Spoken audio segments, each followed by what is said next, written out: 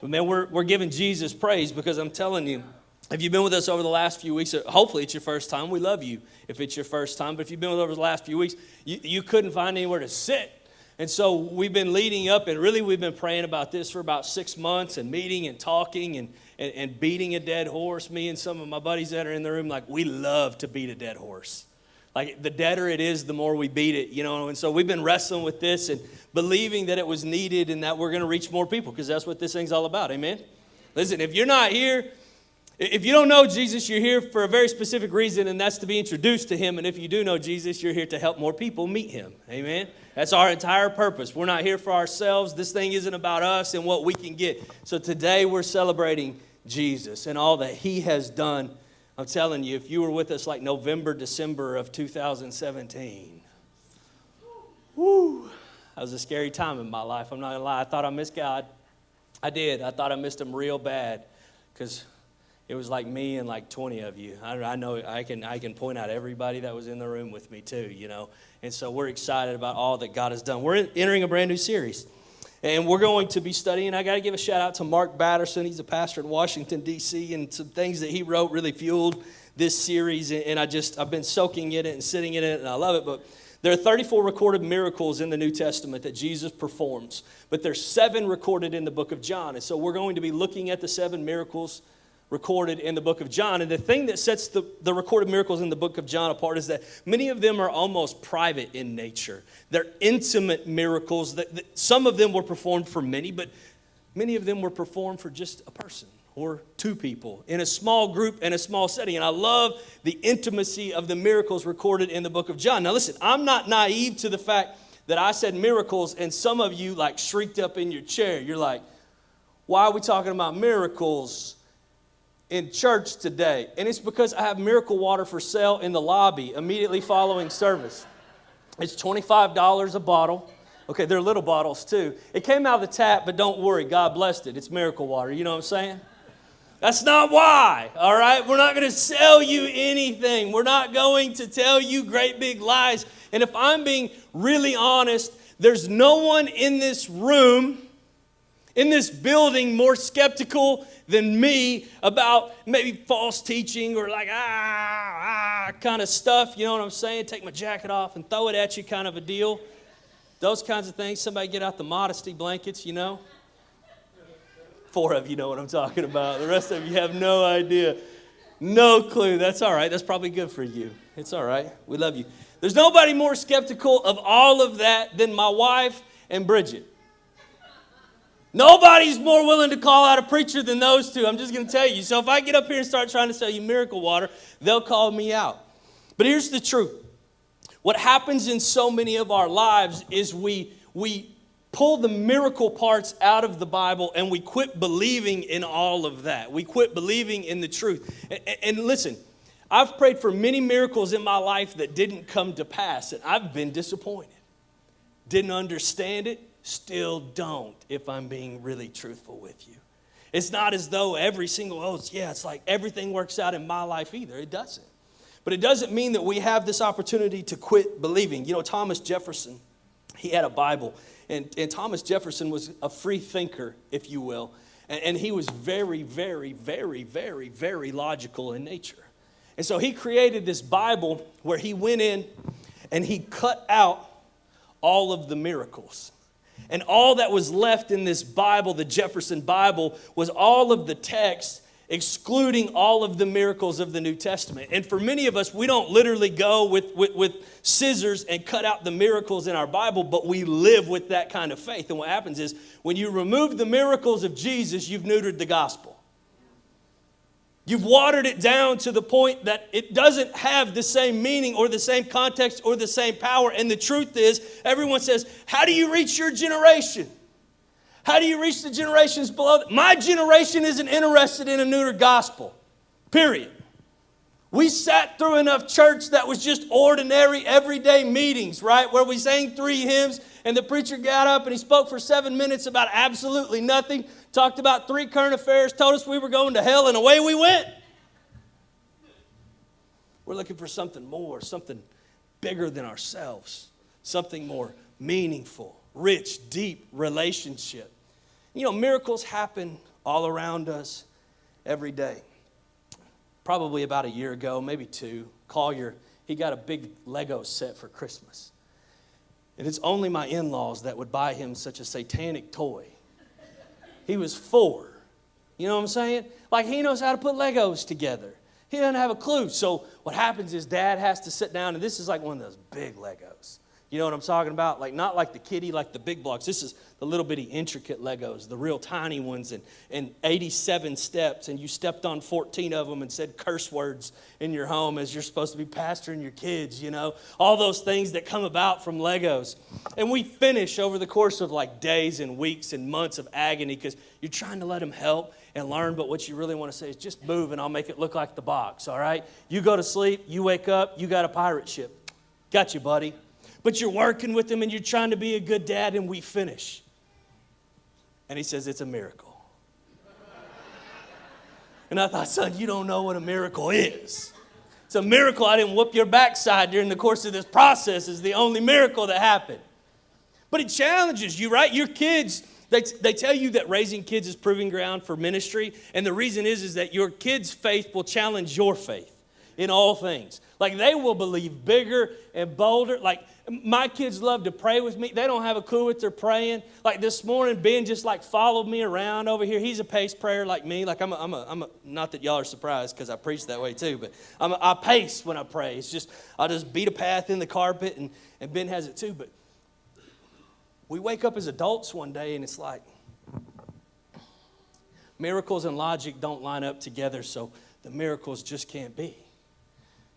But we live a miracle every single day. The earth right now is spinning on its axis at a speed of 1,040 miles per hour.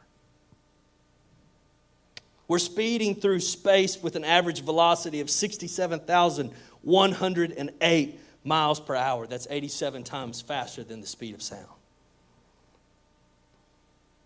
On a day when you don't feel like you get much done, just lay your head down on the pillow at night and remind yourself that you traveled 1,599,793 miles through space today. That's good news, right? Every day, I accomplished something fantastic. And the entire Milky Way galaxy is spinning like a top at the mind-boggling rate of 483,000 miles per hour. Those aren't miracles. I don't know what a miracle is. Yet, when was the last time you laid down at night and you were like, Jesus, thank you so much for keeping the earth on its axis today. And thank you so much that I traveled over 1 million miles through space, and that we just continued to spin, that gravity was in existence, and that I had air to breathe, and that I had water to drink. We don't think like that, right? And here's the reason why. And so I want us to write this down if you're taking notes. If you're not taking notes, don't worry. I'm sitting up here judging you. Yeah, I got a list of the non-note takers. You get called back last. I'm just playing if you're new, I promise. We like to have fun because the joy of the Lord is our strength. It's okay to laugh a little in church. But God is so good at what God does that we miss it. God is so good at what God does that he misses it. I was reading over the last couple of weeks, and I don't remember who wrote it to give them credit for the quote, but they wrote about how we as human beings cannot stand the mundane. We struggle to live in the everyday life. We think the sun just comes up and goes down, that the earth just rotates, but the truth of it is every single day God makes all of that happen. Every single day he's in charge of all creation. So if you say, I've never seen a miracle or never been a part of a miracle, you're missing everyday life, and you're not giving God credit for his creation and all that he does. It doesn't just happen, he makes it happen. It doesn't just move, he makes it move. Miracles are all around us every single day. Einstein said it like this: there's two ways to live, as if nothing is a miracle or as if everything is. There's either no miracles or every day that you live is a miracle. Every breath you take is a miracle. And when I pondered what Einstein was saying, it took me to this really clear realization that I'm a miracle. And you're a miracle. God created you, and He gives you purpose and freedom and hope, and He continues to put breath in your lungs because there's something for you to go and do every day. We are walking miracles. Every moment of our life is brought together because neutrons are firing in our brains, and our hearts are pumping blood, and our lungs are sending oxygen to all of the organs that we need oxygen to. It's incredible when you think about the miracle that God puts together that is you. But if we fail to recognize miracles around us, and if we fail to acknowledge God, we're living a watered down gospel. John chapter 2, verses 1 through 10. We see Jesus perform his first sign. He performs these miracles because he's fulfilling prophecy, and he's letting people know that he is in fact the Messiah. He's not doing it just for happenstance. He's doing it for a very specific and intentional reason. It's the first miracle recorded in John. Some would say, maybe the least significant. Doesn't matter as much as the others, but let's take a look at it. On the third day, a wedding took place at Cana in Galilee. Jesus' mother was there, and Jesus and his disciples had also been invited to the wedding. When the wine was gone, Jesus' mother said to him, "They have no more wine." "Woman, why do you involve me?" Jesus replied, "My hour has not yet come." His mother said to the servants, "Do whatever he tells you." Nearby stood 6 stone water jars, the kind used by the Jews for ceremonial washing, each holding from 20 to 30 gallons. Jesus said to the servants, "Fill the jars with water." So they filled them to the brim. Then he told them, "Now draw some out and take it to the master of the banquet." They did so, and the master of the banquet tasted the water that had been turned into wine. He did not realize where it had come from, though the servants who had drawn the water knew.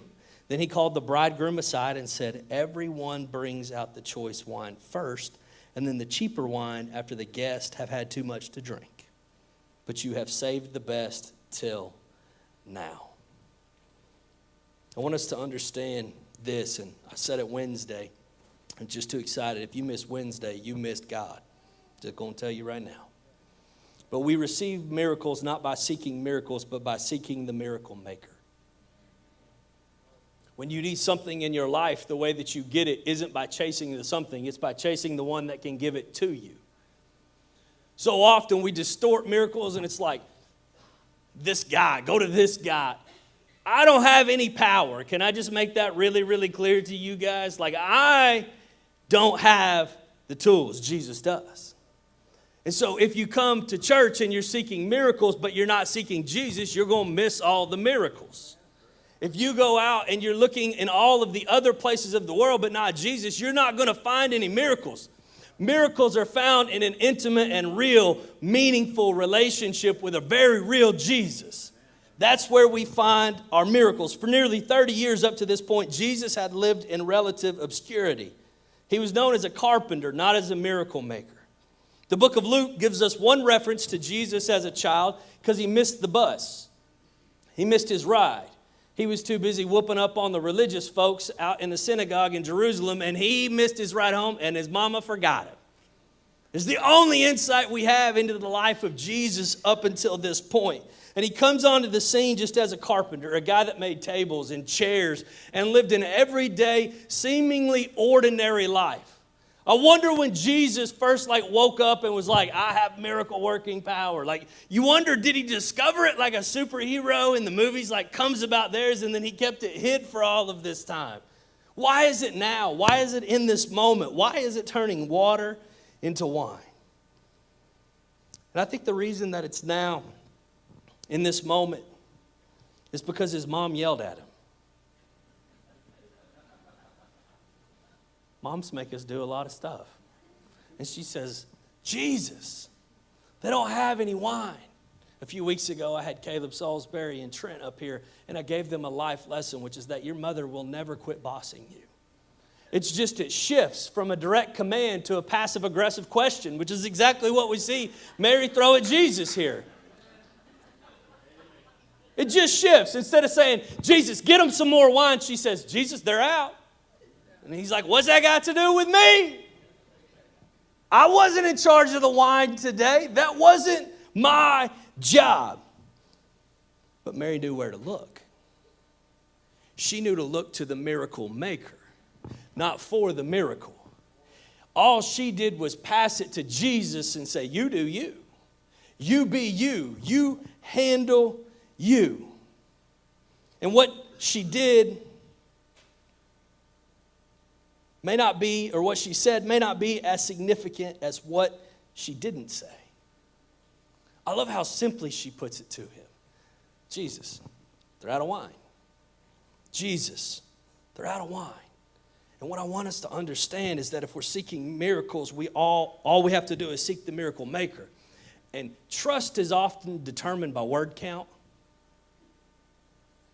If I really trust you, like I get to have great trust in Steve Marion. He takes care of countless duties here all throughout the week. I never ask him. I never have to check on it. I don't have to triple check it. I don't have to do anything. So Steve and I actually exchange very few words. It's very often that we have an actual conversation because I trust him. Trust is often measured by our word count, but when we're seeking Jesus for a miracle, I don't know about you, but what I tend to do is pray louder and longer, and I try to make it a little more eloquent, right? Like try to throw some King James in there. Thy Father, how hath thou come now this day? I think that's the key to tapping into the miracles, right? Like, I don't know, these guys got it, and I'm struggling with it. But trust is often measured by a word count. And can I tell you something about praying for a miracle? God hears your heart, not your words. Now, I'm an out loud prayer because my ears need to hear what my heart believes. But Jesus is just listening to my heart. That's what he's concerned with. Do you have the faith to seek me? Do you have the trust in me that I'll do it? Mary knew exactly where to look, and she knew exactly who to trust. She didn't need a big long script. She didn't need perfect eloquence or timing. All she had to say is, Jesus, we're out. Jesus, we're out. Universal prayer word is help. Can't tell you the number of times that I don't know what to pray and I don't know how to pray it, and I just pray, help. He knows. He knows what my heart is. He knows what my need is, and he's there to meet it. Because miracles are found in the who, not the what. But I'm really good about praying about the what, not so good about praying about the who. What I need. God, I need you to do this. God, will you give me this? God, will you move me from here to there? God, can I have a car? God, can I have a house? God, can I have a perfect marriage and a perfect relationship? God, can I have some miracle healing in my life? Can I have something? I'm praying about a what. If we'll pray about a who, which is God, I understand who you are, and God, will you make me more like you? God, who would you have me be? That's when our perspective shifts and we're truly seeking the miracle maker. And that's when we truly receive miracles. This miracle seems insignificant because it's not healing a body and it's not raising someone from the dead. It's not doing all the incredible things that we go on to see Jesus do. But I love the simplicity about it because this miracle was about saving face. At this point in history, in Palestine, to run out of wine at your wedding would have been a total disgrace. It would have been an absolute embarrassment.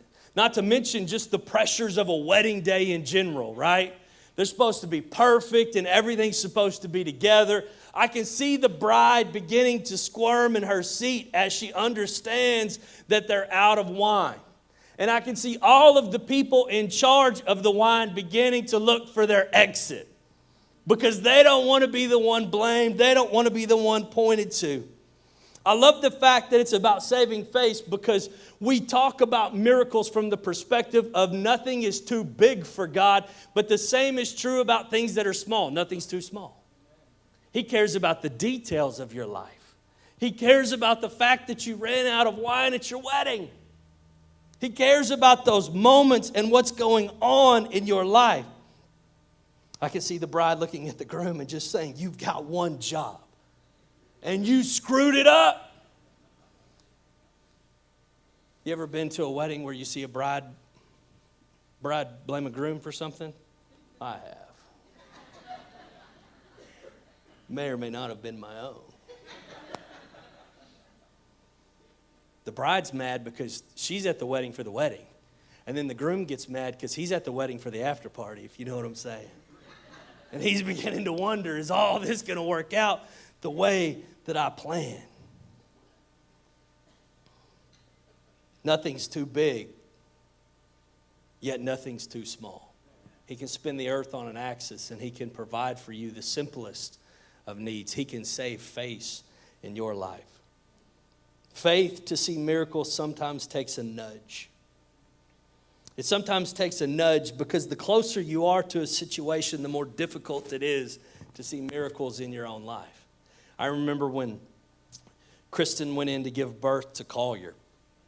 And we go into the hospital, and she goes through an inducement process. And so she's in labor for, I don't know, what seemed like an eternity to me, probably even longer to her, but 10, 12 hours, pushing for this long period of time until the doctor finally comes in and is like, we're going to have to do a C-section.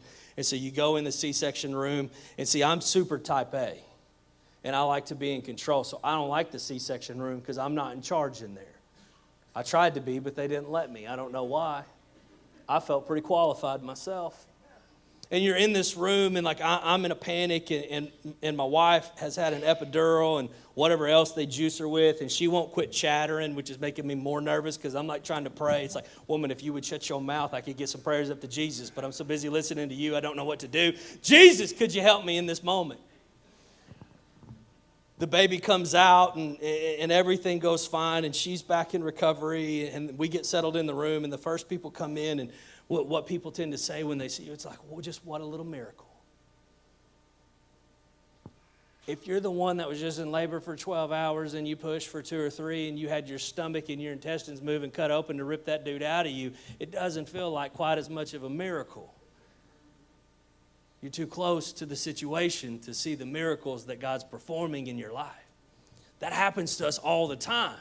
And so we need somebody to nudge us, and we underestimate and undervalue the words that we can share with others that can nudge them into a miracle, that can turn around just a simple love on them, help them out, make them feel a little better. And that, hey man, I hope you're having a great day, can turn into a great miracle in their life if we'll just give them a nudge.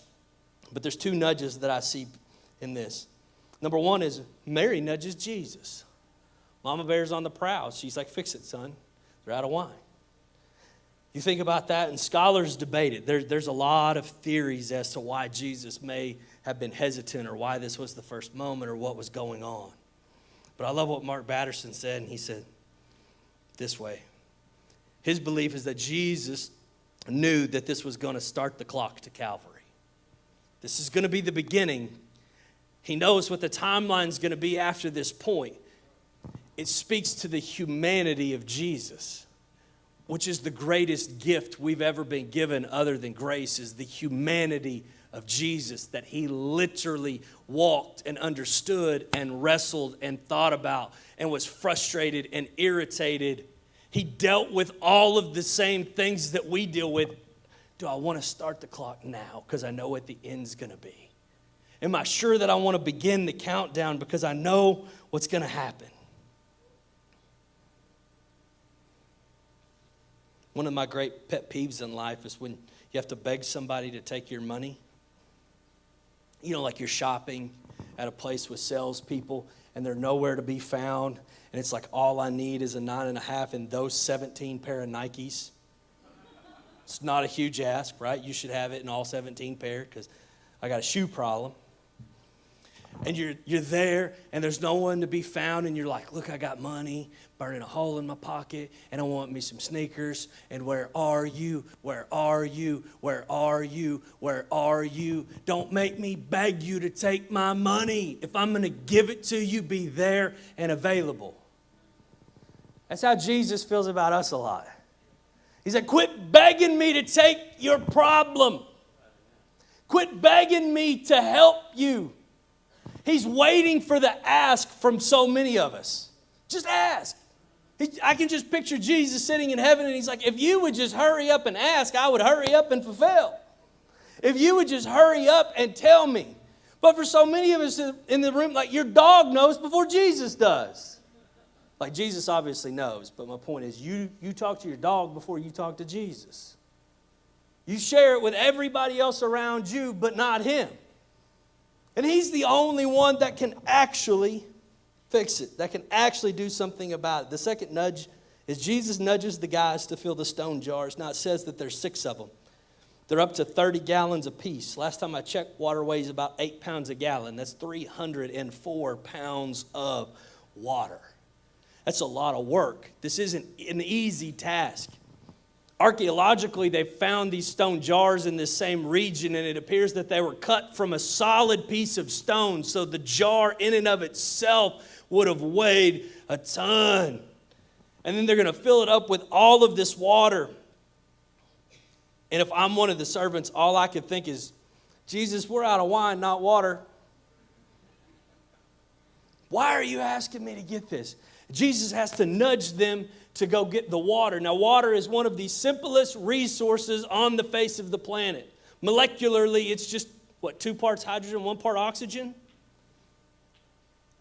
It covers the vast majority of the surface of the earth. And they're like, I don't know why you want water. We're not out of water. We need some wine. But it's this reminder to us today that Jesus will take what little we can give him and turn it into exactly what is needed. We don't have to bring him something spectacular for him to do what he needs to do. All we have to do is give him what we have. If all we have is 6 stone jars of water, all he wants from us is 6 stone jars of water. He doesn't want or need anything else. It's a reminder that sometimes we have to do the natural before God can do the supernatural. Sometimes we have to fill the jars with water so he can turn them into wine. And the truth of it is this is where we find joy. A fleeting thing in today's society, especially in my generation, is joy. Because joy is found in appreciating what we have, not wondering about what we could have. And they go and they do as they're asked, and they bring him the 6 stone jars full of water, and he turns them into wine. It's kind of like these 6 Legos. Really simple stack. Really simple block of Legos. This is not what they gave my son Collier. They gave him a monstrosity. But when you look at the original patent for a Lego, it was a simple 6x4 block. And in the original patent, they had to put down the number of combinations that they believed could be made. And it was 102,981,500 combinations. Later in life, it was found out that that was dead wrong. That they had only considered one stacking direction. The actual math is 915,103,765 combinations out of 6 really simple Lego blocks. I think about these 6 Lego blocks and the miracle that can be from just a 4-year-old finally finishing his pirate ship. And I think, man, there's this Lego block, and Jesus is saying, hey, will you give me your mind? And then there's a Lego block, and it's like, will you give me your heart?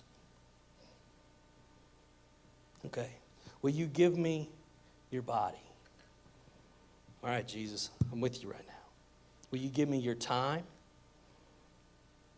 Will you give me your talent and your possessions? And we look at these blocks, and if you're anything like me, sometimes I have such a simplistic view of Jesus that I think there's just one way to stack them. I think there's just one way for the miracle to come about in my life. I think there's just one mechanism by which I can reach the finish line. But what Jesus is looking at, he sees a simple stack of 6 blocks, and he says, now there's way over 900 million ways that I can do this in your life. I have unlimited resources and unlimited ability to perform the miracles in your life. So stop wondering how they're stacked and start letting me stack them the way that I'm calling you to stack them. But I want them stacked nice and straight, because it's really obnoxious if like one's really far over. And what if it falls down sometimes because it's not that stable? And what if it doesn't work out? And what if it looks weird, God? And what am I supposed to do if somebody says your Lego doesn't look quite right and I don't like the color of the one on the bottom? Can I switch it? And we go with all of these preconceived notions of the way God should do it for us. And he's saying, just give me the Legos, and I'll do the miracle. I'm going to close with this, if I can get you back, Craig. You want to know what the greatest miracle of all time is? Jesus is sitting at the Last Supper. And he's turned water to wine previously. And then he takes this cup of wine and he lifts it up and he says, this is my blood, poured out for you. Poured out for you. And what he's saying is, I have an endless, unlimited supply of grace. I'll cover every mistake and every shortfall and every screw up if you'll just follow me. It's the greatest miracle the world will ever know, that someone who knew no sin became sin so that we could be removed from sin. That someone who lived perfect would care enough about us to give us their very life so that we could live again and walk in freedom and purpose. He's still performing miracles. He's still the all-powerful and the all-knowing. He still wants to move in your life. Whatever you need, right where you are, he can meet you and he can meet that need. If we could bow our heads and close our eyes all across this place.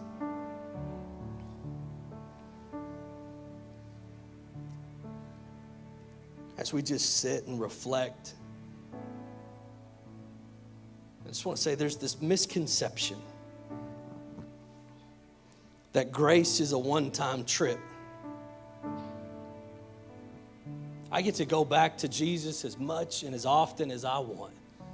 Say, man, cover me again and fill me up again and use me again.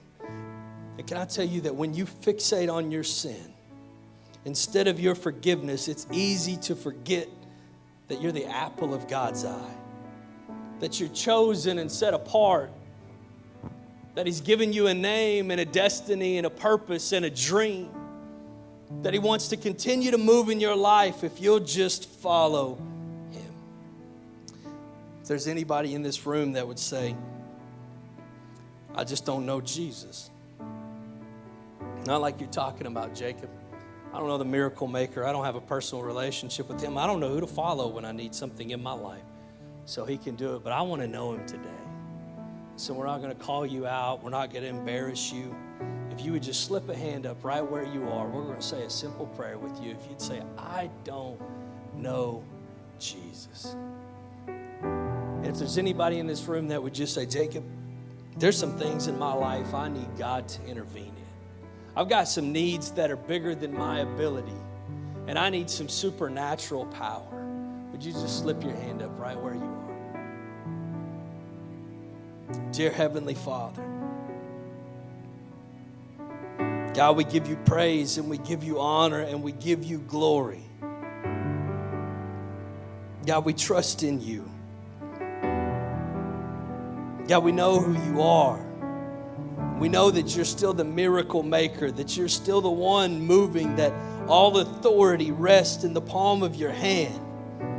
That just as you make the sun rise and the sun set, that just as you keep the earth on its axis and just as you keep our bodies moving and put together, that you're still willing to meet the simplest of needs. And God, let us acknowledge your greatness and let us acknowledge that because of your humanity, you care about even the simplest of needs in our life. And God, don't let us parse out what we give you, but let us give you everything and let us give it to you first.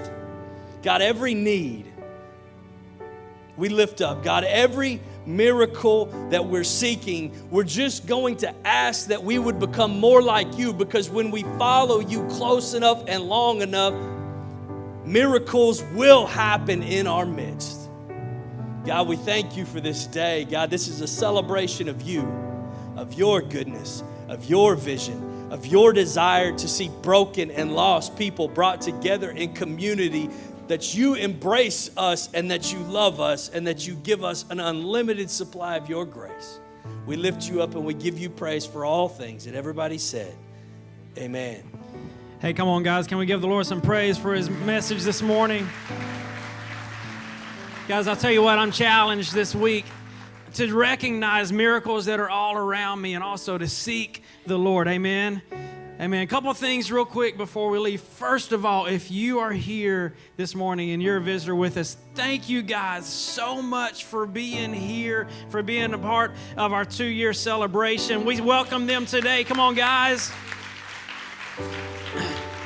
Listen, we want to invite you back. We welcome you here every week. We're going to have service at 9 and at 11, and we would love for you guys to come back. Second thing this morning, real quick, I know over the last few weeks, we have pushed and we have encouraged you guys to bring somebody, to invite somebody. I want to encourage you. Listen, this isn't over, man.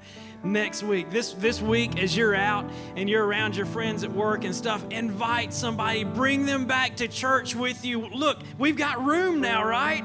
And so we want to fill these seats, and it's going to be awesome seeing what God is going to do. Guys, y'all go ahead and stand up. You're dismissed. Thank you so much for being here. We'll see you next week.